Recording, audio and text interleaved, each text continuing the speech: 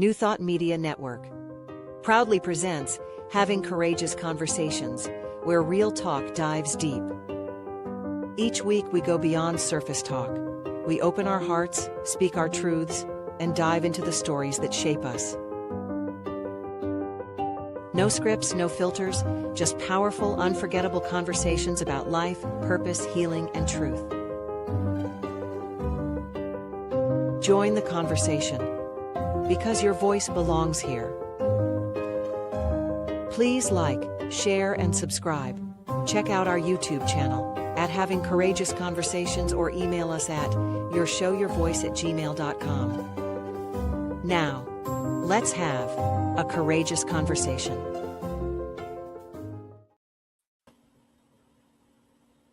Welcome, friends, and thank you for joining us for another episode of Having Courageous Conversations, a space where we lean into truth with compassion, curiosity, and a deep commitment to healing. I'm Cheryl Rogers, here with my co-host, Mark Dupuis, and today's conversation is one that invites us to listen not just with our ears, but with our hearts. This is a conversation about trauma, truth-telling, resilience, and the possibility of transformation, even in places where systems have long resisted accountability. Before we begin, a quick program note. This will be our final live show for 2025, and we'll be offering replays throughout December, some of our most powerful, insightful episodes of the year, so you can revisit them or catch ones you've missed. And don't forget, you can also find replays on New Thought Media Network's YouTube channel.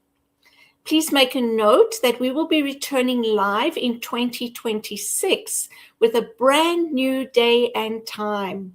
We'll be on Thursdays, and we'll be starting again on January 8th at 3 p.m. And we're so excited to step into a new year of meaningful, heart-opening dialogue with you. But for today, we are fully present here, and we are grateful to be in this space. Our guest today, Laurence Baird, is someone whose life journey has taken him from military service throughout profound personal upheaval and into humanitarian work on the global stage.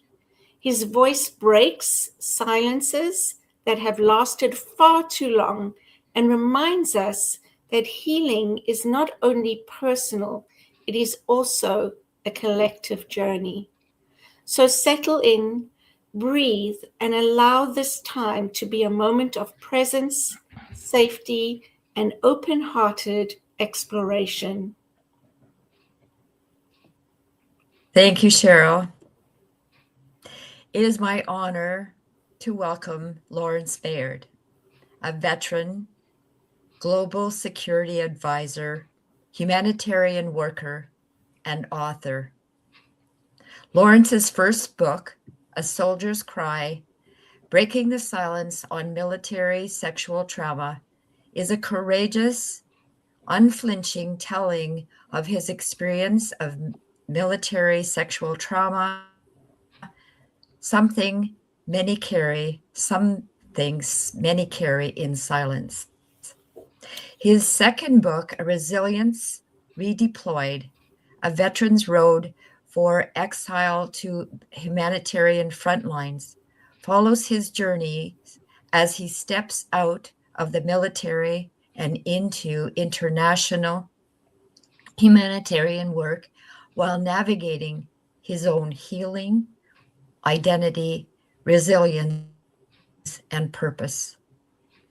Laurence's advocacy challenges deeply entrenched cultures of silence.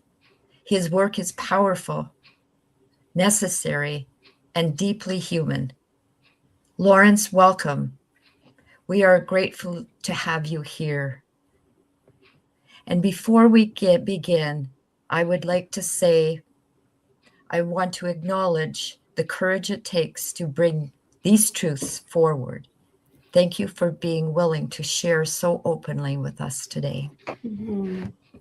Absolutely. So, Laurence, your first book is titled Soldier's Cry, Breaking the Silence on Military Sexual Trauma. Can you take us to the moment when you decided that silence could no longer hold your story? Absolutely. First, I'd like to thank you, Marge and Cheryl, for having me here today. There's one thing that I've learned, after decades of military, being in the uniform and wearing humanitarian vests, is that sometimes the strongest things in the world, they're not always built from steel, but they're built from courage, from the courage that we have to be broken and the resilience to rebuild where we are. So, as you mentioned, I'm not here today just as an author or security professional, but I am here as somebody that lives with complex realities of trauma, specifically dissociated identity disorder, which is DID for short, as well as complex post-traumatic stress disorder. So A Soldier's Cry, The Soldier's Cry was kind of my second book, but it became my first book, mainly because there was just way too much silence around military sexual trauma. And I don't think it's more around, gender or anything like that. But for me, it was a time for men to come forward who have suffered from MST. I grew up under the convention that, men are to remain silent, to, basically suck it up and move on and try and not be distracted by, these things that happen. Unfortunately, my trauma wasn't just military sexual trauma, but I suffered sexual trauma from the time I was 9 years old until I was 20. So, I had childhood sexual trauma. I was traumatized sexually in the Canadian Sea Cadet Corps and, followed on by the military until I finally got out of the military and, trying to find myself. So A Soldier's Cry, it's I think it became MST was starting to kill more of us than the trauma itself. Silence, it does breed shame, and shame is where trauma festers. So DID is a survival strategy. It was kind of a defect. It was a brilliant survival strategy, by a child's mind. And later as an adult mind as well, to be able to endure the unendurable.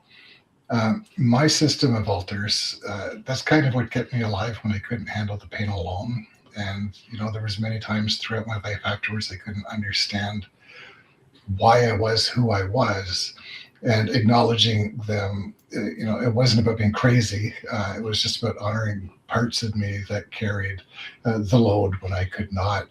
So when I started writing A Soldier's Cry, and here's the cover of it. Oh, it's kind of disappeared here. This was kind of during the restorative engagement process with the Canadian Armed Forces Class Action Settlement, which started back, I believe it was around 2016, 2017. I didn't get involved in that until around 2019-20. But when I started with the restorative engagement portion, it kind of hit home that, people actually started to believe. And, that was my biggest barrier with one, being a male and, keeping all of this deep inside for so long. And as a child and going through institutions, it was one of those scenarios where you couldn't really go and talk to anybody. Like, who would you talk to? And, would they believe you? As a 9-year-old going through childhood sexual trauma, you don't go talk to your parents. They're just going to say, well, you're just full of hogwash and, carry on and go have a good day.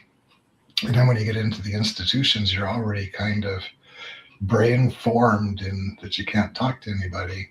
So then it becomes a problem with the institution, and that kind of carried over into the military as well. So without re-traumatizing yourself, Laurence, can you share some of the emotional or identity-based fallout that followed your experience? How did it change how you saw yourself? Honestly, Cheryl, this has been kind of a work in progress for many years. I didn't really realize who I was until about 2018-ish. Mm-hmm. And that was after the loss of a very promising career, one that I loved. I was a humanitarian security advisor, going into the field, first one in, wearing multiple hats, and not always being the security guy, sometimes, the finance, a little HR. And I kind of thrived on that. And that was kind of a bit of a healing process for me, was being able to be in the front lines. My military career was absolutely stolen from me. I just couldn't, I was acting out at the end of my military career. Nobody could understand why, not even me. Mm-hmm. I knew I was being traumatized, but nobody was listening. I did attempt suicide 3 times towards the end of the military, all unsuccessfully, fortunately, because I'm here today. But I guess it was, I started writing a book, or not a book, sorry, I started writing a blog back around 2016, 17, after I lost this very prestigious career that I was in. And I kind of turned that blog into a weapon, and it wasn't really me. I was being hijacked by the different alternatives that I have with inside of me with the DID. And I didn't realize at the time that I was burning a lot of bridges. And, it was a very difficult time for me trying to regain my footing into the humanitarian world. So, when I started working where I am now, it just seemed, and going through the restorative engagement process, it seemed to put things a little bit together for me. Veterans Affairs Canada was able to put me through, I'm in active therapy, which really helped as well. And that's kind of where the second book came out from. It was born from the blog. I had all of the pieces together. Before you go on, for those of Sure. us that don't know what DID is, can you tell us what the acronym stands for? Yeah, sure. DID is dissociative identity disorder. It was formerly known as MPD, which is multiple personality disorder. Okay. But then I don't know how it fits. When people have multiple personality disorder or DID, there's times when people actually change. Like I would be talking to somebody else. In my case, it's internal workings inside my brain. So I have 7 different alternates. And over the last 5 years, I've been very, very patient with all 5 of them. And I've created a format now where we can all sit around kind of a table. So if you think of King Arthur and the Knights of the Round Table, that's kind of the way we sit now. Mm-hmm. And when we have a problem or when we need to address an issue, we actually now start to collaborate with each other as opposed to hijacking me, the host, and doing something stupid like I did a number of years ago with that blog. I didn't realize I was doing something like that until after the fact. Okay. So you're saying that you used it as a weapon. In what way? Well, I kind of turned things around on, a lot of very close colleagues of mine where I was formerly working. One of the things with sexual trauma, people tend to have addictions that come from that. And one of my addictions was an addiction to pornography. And that was one of the reasons why I lost my previous job, was because I had latent, I thought that I didn't have anything on my computers, but apparently I did, and it was found on the servers. And, I was called into a meeting. I didn't really know what the options were at the time. I just got completely hijacked by anger, and, it kind of stormed out of the office. I lost my job, and, it was very unfortunate. But because of that, I kind of attacked a lot of very close colleagues in this blog. Initially, the blog started out very well. I was being kind, I was being calm. but then I used it more as a weapon to target people that were very, very close to me. And, it's very unfortunate. I did have one colleague that, kind of saw through my weakness, and he worked with me through my trauma. And he and I, we stayed in contact and we worked together for the past number of years. So basically, you were taking out your anger and your pain on colleagues through your blog. I wasn't. My internals were. Okay. This is where the dissociative identity disorder. Yeah. So I have two which kind of gang up. One is what I identify as a 9-year-old firebrand. So this is a 9-year-old child. And then I also have an accelerator, which when these two components get together, they create havoc. I've got a protector. I've got a few other alternates as well. So I don't want to get into some of the other ones, but these are the core ones that, I've identified. And the protector at the time was kind of just thrown off to the side while the accelerator and the 9-year-old firebrand went ad hoc. And unfortunately, when the host is hijacked, I can see what I'm doing, but I don't have full comprehension of what I'm doing until after the click button is done. And in this case, I didn't have that full comprehension until about 3 years after the fact. Okay. So that led you to... Sorry, go ahead, Mark. Was there a moment, whether large or small, that helped you begin the journey back to yourself, or back to or towards a healing journey? Yeah, absolutely. There was. There was two, but I'll start with the first one, because the first one, it was around, post-pandemic, maybe, around 2020, I guess. The internal workings were really taking a beating on me, and I didn't know which way to go. And so for my childhood sexual abuser, I decided to take action into my hands. I thought I'd, take a chance. And I went to the Ottawa Police Service in Ottawa. I sat down with the detective for about 4 or 5 hours, explaining everything that had happened to me as between the ages of 9 and 13. And that was the first time ever somebody told me that they believed my story. And to me, that was just a huge burden off of my shoulders.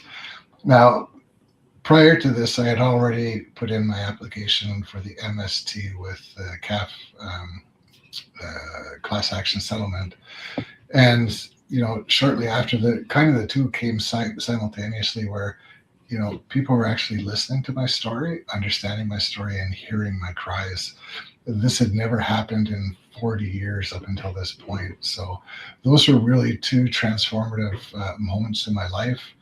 And when my other colleague, the one that forgave me and was able to move on with me through my weakness, saw that I was starting to make an effort, or not an effort, but, a means in seeing what I had done and how I had done things, not just in 2017 and 16, but, years beyond that. It kind of helped me understand that, this was probably one of the main things in my life that was causing me to basically inflict self-harm without realizing it. So it's almost self-sabotage. Yeah, self-sabotage, absolutely. Yeah. Okay. So you were able to report that and take action, and it sounds like that's when you felt like you were taking your power back and you were being heard. I was. And, when my first abuser, when we went to court and he pled guilty, that was probably the biggest relief ever, because it wasn't just the fact that somebody believed my story, but now actually somebody was being accountable for it. Yeah. And the same thing with the military, they became accountable for it through the class action settlement. I went through the entire restorative engagement process with them, which was the premise to my book. Wonderful. It's wonderful that you were acknowledged and that people took responsibility, which I'm sure made a huge difference in your life. You mentioned restorative engagement process. Can you tell us a little bit more about that? Sure, that was actually quite a long process. For any military people that might be on the video cast today, they might know it. It's a process where we meet with restorative engagement practitioners for a period of time to start planning what information we want to put forward to key military personnel that are selected. And then when we get to that point, we actually have 2 sessions with the Department of Defense representatives. In my case, there was a colonel, a major, and a Navy lieutenant that were on the panel. There was myself and 2 other people that were subject to MST. And we spoke, about, a little bit about what happened to us, and also what we expect the Canadian Armed Forces to do better moving forward in terms of institutional change. Mm-hmm. Quick question, MSD? MST, sorry. Oh, yeah, military sexual trauma. Okay. MST, okay. Yeah, too many MST. acronyms. Yeah, lots of acronyms, exactly. Lots of acronyms. Yeah. Yeah, thank you. And so how was that for you? How did that process feel? Initially, it was a bit difficult. When we went through the part of selecting the defense representatives, I was a little bit disappointed. I didn't want to have a cohort of officers. I would have preferred to at least have one NCO on that panel, like a master corporal or a sergeant. Mainly because when I suffered military sexual trauma, it was at the beginning stage of my career. So it was during basic training and my battle school component. So this is a time when, soldiers who are in basic training, the only people they would have to talk to would be their NCOs, going through that chain of command. And I think it would have been more important for NCOs to have an understanding of how military sexual trauma affects soldiers right at the beginning, and, kind of have eyes to see what to look for among the ranks. I think if that, in my case, it might have been different. I don't know. This is the 1980s. Would they have seen something different? Maybe, maybe not. But I think now it's a little more important. My son he's going through basic training right now. And one of the things that I worry is, not this happening to him, but I'm hearing how basic is today. And, I'm hearing, on the floor that he's in, there's a separating kind of wall between the male side and the female side. And for me, that's just too close in proximity. I think that needs to be changed. But yeah. Okay. So it's interesting because you mentioned now your son is going through basic training, and you were, you went through a military career as well. I believe there's a long heritage here of military personnel in your family. There is. I kind of skipped a generation. My grandfather was a pilot during the Second World War. I joined the military in 1984, and my son just joined. He's halfway through basic training. He's got a month off now before he continues on in January. Mm-hmm. How do you feel about your son being in the military? I'm beyond proud, and for a number of reasons. He's getting what I didn't get. My career was stolen. I always saw myself as, being a career soldier. Back then we had the 2040 plan, so 20 years or 40 years old, or 40 years old, whichever came later in life, you could retire on a full pension. I don't think I would have been that guy to retire. I think I would have stayed in even till now. And potentially retired, a little bit later in life. So, for him going through it, there's a lot of mixed emotions. He and we talked a lot about various things before he went. We were on the phone, almost every day before he went to basic training. And, he has, I believe, read my first book. So it was a little bit of a warning. And, when he's kind of there, he understood what I went through. And, from what he's been calling me when he's at basic, and he's saying there's nothing like that. It's a lot different. Mm-hmm. When I went through in the 80s, it was open barracks. Now they're separated by dividers. So it's a little bit less accessible, I think, or less prone to being a victim or a survivor of MST. Mm-hmm. Yeah, it sounds like a lot has changed, and it's, I don't know, it seems like these kind of topics are spoken about more nowadays, so it's more in the forefront, so that people aren't as afraid to come forward. Would you say that would be the case, or do you think it's still scary for most? Honestly, I would think it would still be scary for most, and that's kind of why I'm speaking out, is to try and help people understand that, it is scary, but, in order to heal, it's possibly a necessary step. Again, specifically for men, so many men don't. And, even males that don't suffer sexual trauma, but other kinds of trauma, it's still buried within. And, I think men are allowed to be men and not be weak at the same time. I think there's strength in being able to share these stories. Yeah. And that's, when I talk to my therapist, she talks in the background when I'm at a session, she goes, I'm doing all the work and she's basically my cheerleader. So it sounds really good to hear that from my therapist, but eventually we'll be diving into the actual nuts and bolts of my therapy. We've been doing a lot of work around, my books and how I'm healing myself at the moment. Wonderful. Yeah, that's great. You sort of answered a question I was going to ask in a way on the culture of male, female. Do you feel you were, your concerns were addressed in a different way than if you were a female? I did in the beginning, and I'll be honest, specifically during the restorative engagement portion, because I was paired up with two other females. There was a sense, specifically from one other person, that I felt a little, I wouldn't say belittled, but just out of sorts, because I was a male, and I was able to correct that and talk to this person, and it stung her. The comment that she made, and I can't remember it off the top of my head, it strung a chord with me.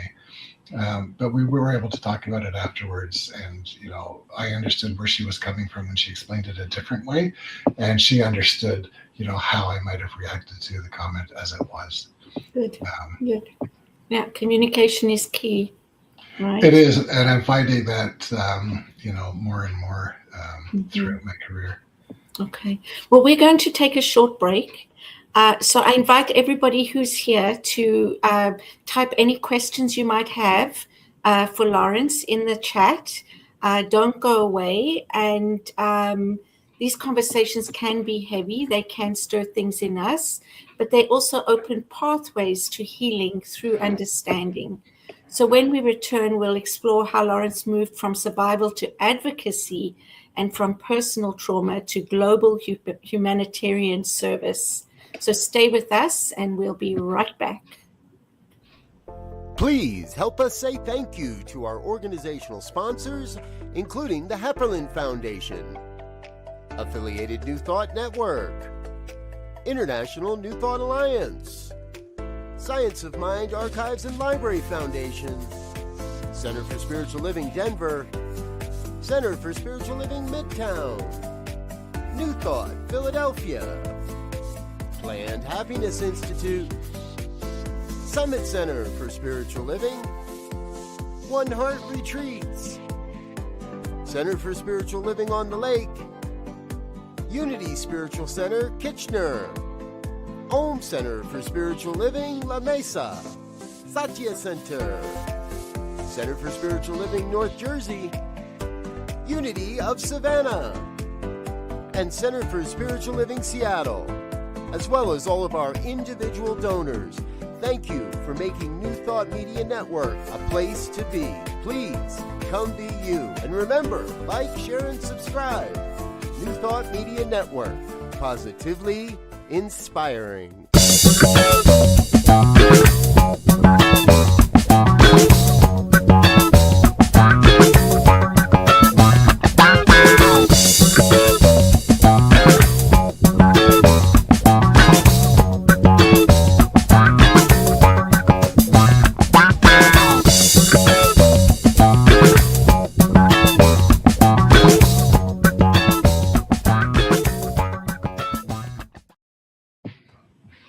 Well, welcome back. So, Laurence, thank you so much for sharing all those experiences and revisiting some of those memories. I know it can be difficult, but I also know that this is part of what you feel as your mission is to not be silenced and to encourage others not to be silenced. So your second book follows your transition from military into humanitarian work. What drew you into that world, and how did that shift or reshape your own healing journey? That's a great question. Thanks, Shel. Yeah, so my second book, and I'll just show the cover here. Oh, I can't do that. It's weird. Get this thing on. Anyway, so Resilience Redeployed, a veteran's road from exile to humanitarian service. This is where I used my trauma as a compass. So I explore how I took the pain that I've been enduring over all of these years, and I've turned it into a compass for humanitarian work. As I mentioned, this book was kind of written first, and then I just took all the good parts out of my blog and put it together, and got rid of all the bad parts. So the hypervigilance that has been exhausting me at home, it kind of became a superpower in crisis zones like South Sudan, Syria, Niger, Mali, etc. And I think that's what enabled me to be, good at what I do in terms of security risk management in the field. I've learned that my deepest wounds, and others possibly as well, often map to our greatest capacity to serve others. So we're a little more easier to identify, problems that other people may or may not be facing. For example, the hijacked host, and I talk about openly about what happens when the host, the me speaking to you now, gets hijacked by a trauma response. It burns bridges, it scares people. But recovery for me, it's never about getting hijacked. It's about learning how to come back and how to repair and how to build a life big enough. So I started this work. I kind of fell into it. I was really struggling in the early 2010s, and I got a job with the Canadian Corps of Commissioners, and they tasked me on a special mission to South Sudan, in Sudan at the time. It was still one country. So I was based in Khartoum, the capital city, to become the security manager for the Canadian mission in the country. And actually, that wasn't my initial role. It was actually to protect the embassy personnel from a visitor that they had staying, who had sought safe haven at the embassy or mission while I was there. From there, I kind of fell into the humanitarian world. The security director for CARE International contacted me after this. She asked if I wanted to go back to Sudan and reset up CARE International's operations in the Darfur region, which I openly accepted. For me, I was starting to see that being in formerly known as developing countries was great for me. I was able to think steadily and be extremely productive. I find when I'm here and home for too long, I get more time to think, and I try to keep my productivity up as much as possible, but it's just not like being in the field. In the field, it's completely different. I'm at the top of my game. I usually come back, worn out. This is kind of where the C fits into the complex PTSD. As you can imagine, as a humanitarian security advisor or any other humanitarian responder, we do see a lot of things at the onset of any emergency, whether it's a conflict zone, whether it's a natural disaster crisis. And we also carry that trauma with us as well, which is, as I mentioned earlier, it's not just about sexual trauma, but it's all these other traumas that we suffer. And, for me coming home, my wife has absolutely been my rock. I give a shout out to my wife always. Without her in my life, I would probably not even be able to do what I do. I come home, she allows me the time to regroup, to cry if necessary, to pray if necessary, and to try and find myself before continuing on with the daily comforts of Canadian life before I go into my next assignment. So that's kind of, and in the second book, I do talk about some of the missions that I was in. And, I think, I recently lost a really good friend of mine, Mark. He unfortunately, he lost his battle to post-traumatic stress disorder or complex PTSD. I just found out about 3 weeks ago. So he lost this battle back in the middle of October. He wasn't just a statistic. In my eyes, Mark was a warrior, a very close friend. He was a man who carried, more than his share of the world's weight.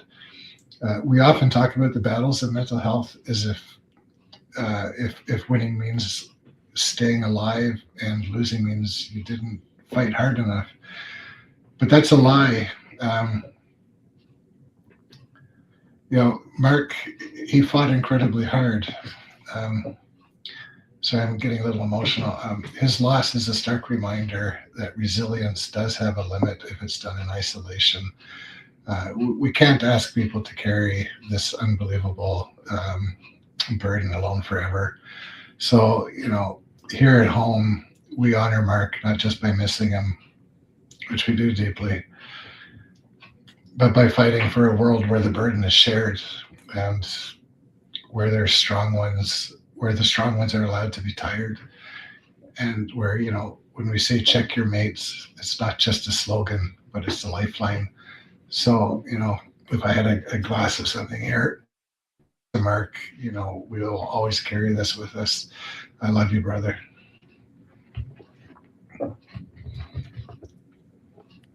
Thank you, Laurence. Cheryl, we can't hear you.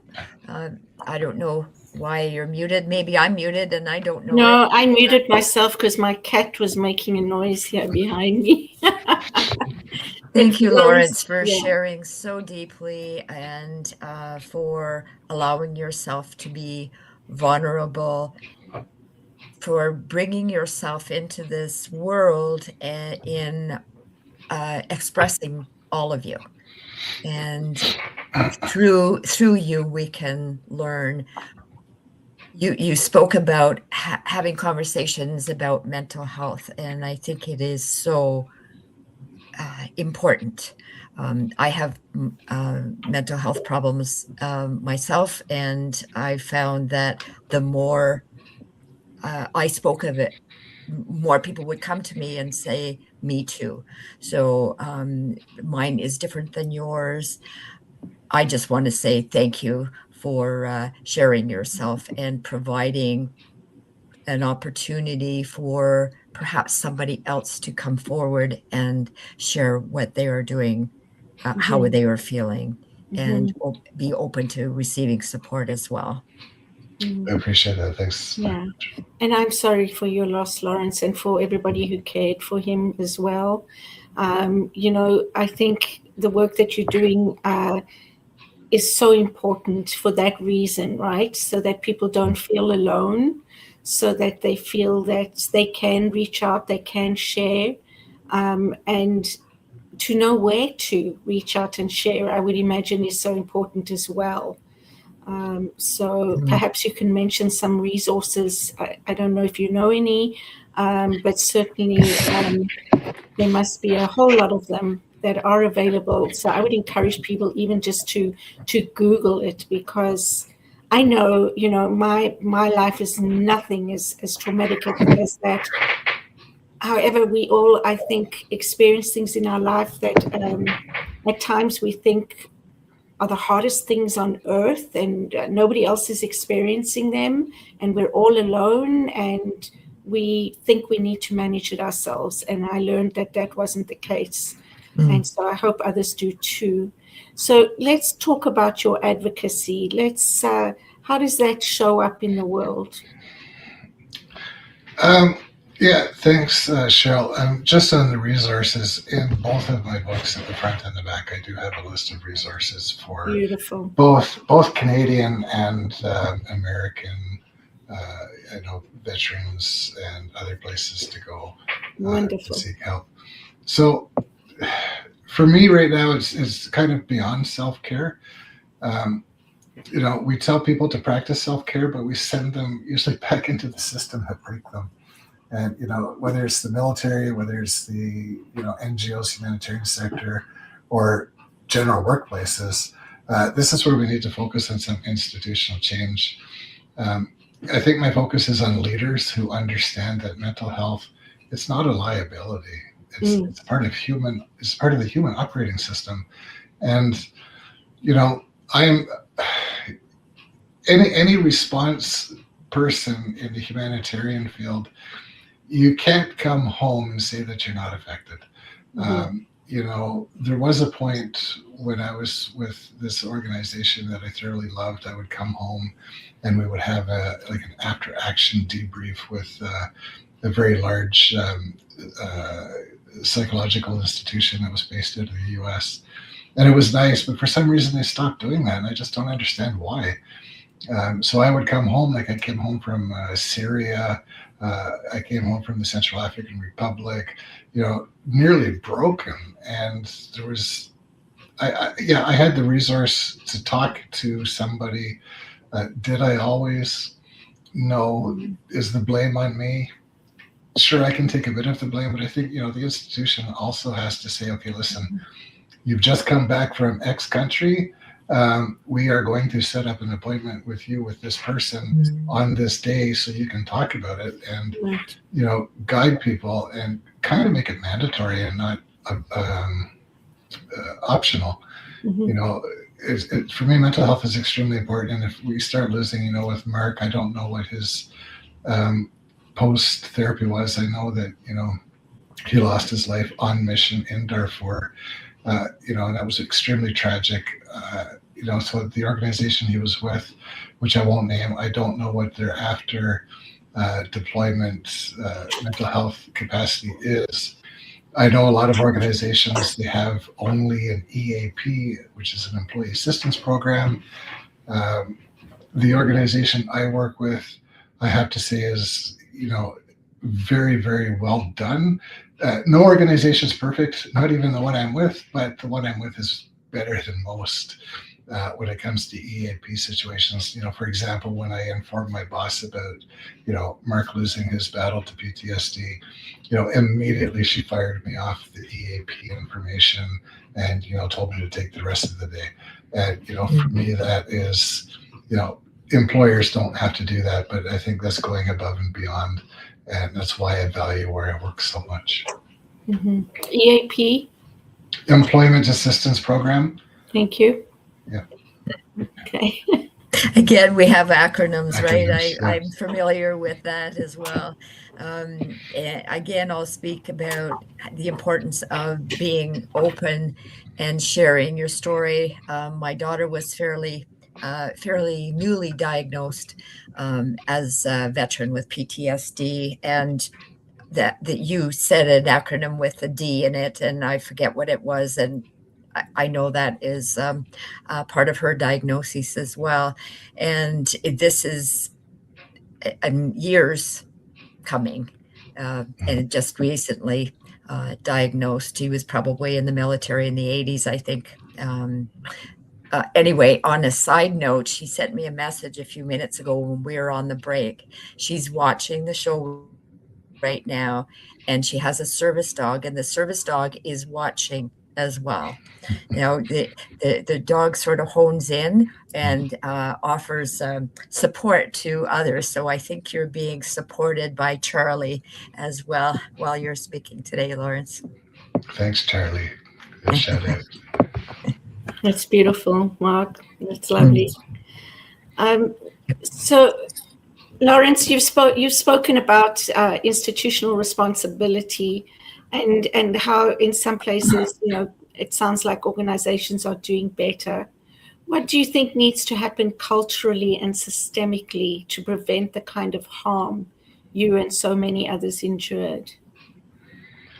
I think organizations need to understand that it's not culturally it's not limited, and what I mean by that is not limited to one gender or one race. It's broad, and I think we also have to realize, and again I'm going to come back to men specifically for the sexual trauma, is as brave and as tough as everybody thinks that men can be, we're not. We might be absolutely shattered and broken inside, which I was, 9 years ago, and it's taken me, this amount of time. I've lost a recent relationship in the last 2 years to a very close colleague of mine here in the KW area. I still don't know why, but I'm assuming it's because of the blog or other reasons. So, I think the institutions need to understand that it's not specific. And I think a lot of organizations are actually looking at, acceptance within the organizations and, understanding. One of the things I was actually working on a couple of weeks ago with my boss was in the workplace, recognizing domestic violence in the workplace. So, if somebody's being a victim of domestic violence at home, how do we recognize it in the office place? And just that is going a long way, because I don't think other institutions or many are probably even doing that much. So we're taking a more proactive stance on some of the things that we're at work. Yeah, that's wonderful. And on that note, a lot of people who have trauma and who have gone through difficult scenarios often take it out on their spouse, not willingly and not intentionally, but that's how it sometimes plays out. And they say that hurt people hurt people. I agree 100%. Paula is my fourth wife, and we've been together for 13 years. And as I mentioned, she's been the foundation of everything that I do, and I couldn't be doing what I do without her in it. That's wonderful. So we are coming to an end. I think the last question, or maybe the second last question, the term resilience is often used casually, but your resilience was earned through really what we could say being put through the ringer. How do you define resilience now after everything you've lived through? I'm still trying to define resilience. Honestly, many years ago, I spoke with a clinical psychologist who actually worked through the Headington Institute, who worked for the organization I worked for. And I told him that I was previously diagnosed with PTSD, and he looked at me and he says, "You're crazy." He says, "You don't have PTSD. You're one of the most resilient people I know." But I told him, I said, this was a psychiatrist's diagnosis that I do have PTSD from childhood sexual abuse. But he wouldn't believe me. He thought because I was able to carry what I do into the field, that I was just a resilient person and I can handle everything. And I really took offense to that. So the definition of resilience, it's really hard. I think, everybody has their own levels of resilience and their own definition of how to be resilient. Sure, when I go out into the field, I'm probably the most resilient person you can see. When I come home, I'm not resilient. I'm an absolute, like I said, I cry, I pray. It takes me a few days to unwind and gather my bearings again. So, resilience is being able to, see things and understand them. But I think resilience really is being able to speak about the traumas that you experience. Right. That's what helps you put that armor on. I know we have to close, and I think, for anybody out there, if you take nothing else out from today, I just want people to know that you are not your trauma.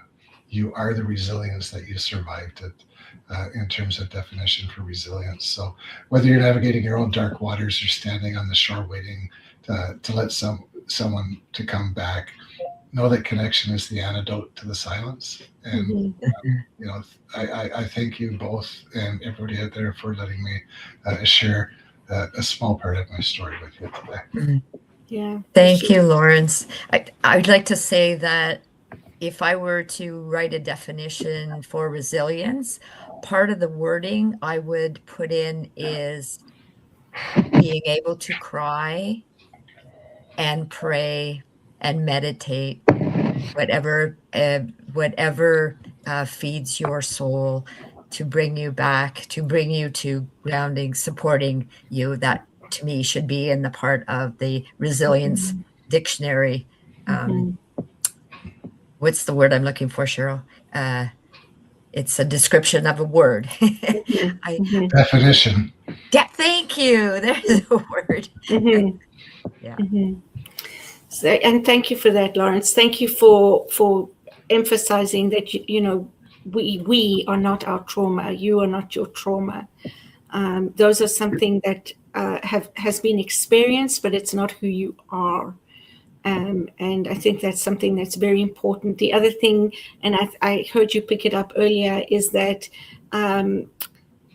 not calling yourself a victim, but a survivor, right? You've survived. You're not a victim.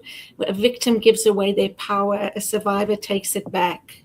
And I think that's important to recognize, that we are all survivors of something, and to be able to call yourself a survivor is really taking back your power. So what comes next in your journey, Laurence? Well, Christmas. I think I have a trip possibly to South Sudan in the new year. I continue on with my therapy, and I'm working on the third book, but a little slower pace this time, trying to tie in everything. And my wife, she wants me to write a happier book. So, I think I might focus a little bit on a book on some of the pleasant memories that I had whilst, serving in the humanitarian sector more than anything, because there's many of those happy moments, even through the lens of trauma. Wonderful. Yeah, wonderful. Before you close us out, Cheryl, yes. I would just like to know the resources that you are aware of, Laurence. Are you able to perhaps send us an email somehow that we can get it out there, what the resources, if somebody is looking for support? Yep, absolutely. Yeah, and for those who want to learn more about Laurence's work, both his books are available on Amazon.com or I would imagine .ca as well, /author/L Baird. And those resources, as he mentioned, are in those books as well. And I've also got my website now, which is lawrencebaird.com. Okay, wonderful. Wonderful. And those resources are on that website? Those resources, perfect, as well as these speaking groups. So thank you. Thank you. Yeah, that's wonderful. So, Laurence, we honor you for your courage, your voice, and your ongoing commitment to creating change. Thank you for that. Thank you for breaking your silence. I think that's enormous. So as we close, I invite us to hold a blessing for every person whose story has been silenced, for every survivor carrying invisible wounds, and for every soul finding the courage to transform truth into healing. May we remember that resilience is not about hardness. It's about returning to the truth of who we are. May compassion guide our conversations. May courage guide our actions. And may we continue co-creating a world where every voice is safe to speak and every story is honored. And as we head into this beautiful month of many celebrations, we wish each of you happy holidays, whichever you are celebrating, and a very happy, joy-filled new year for 2026. May it be a year of clarity, connection, healing, and expanded possibility. So thank you for being with us today and throughout this year. And thank you again, Laurence, for your presence and your courage. And Marg, any last words before we leave? I am grateful. I am grateful to be here. I am grateful to be in your presence, Laurence, and to hear your brave words and to know that you're out there doing the work you do. Mm-hmm. Thank you both. So until next time, go gently, go bravely, and go with an open heart. Goodbye for now. Bye for now.